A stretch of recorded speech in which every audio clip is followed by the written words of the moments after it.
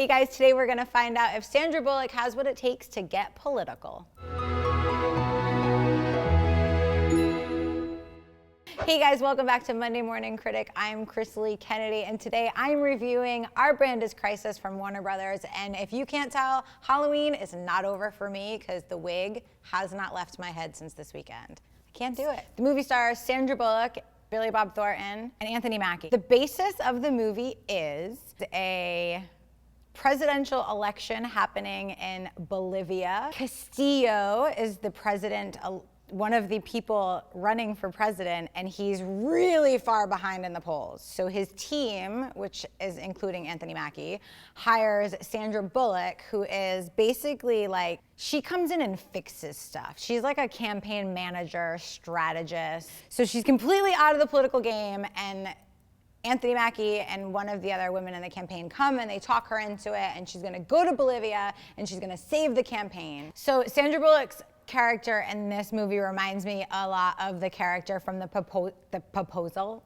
The proposal. And she has a good reason. It's politics, and I think politics, as we all know, is kind of a shady game. This movie couldn't come out at a better time. We're watching debates on television, the presidential campaign is happening. It couldn't have come out at a better time. Like, they nailed that.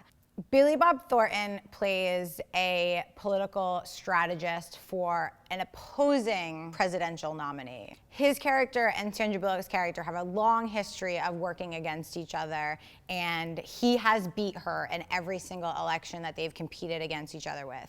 Sandra Bullock's character, Jane, comes into the campaign. They're really far behind, and she starts to bring in a lot of what they use in American campaign strategies to pull him up in numbers.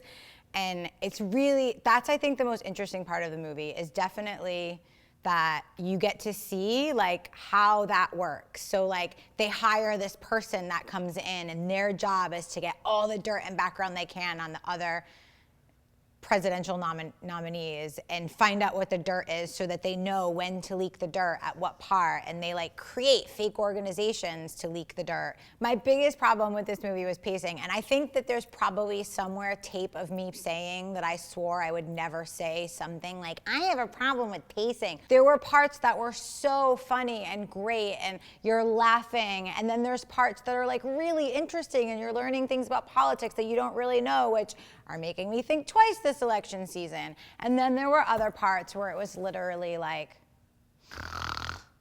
what happens? So it could have been such an amazing, interesting film that as a whole would have been really entertaining and exciting.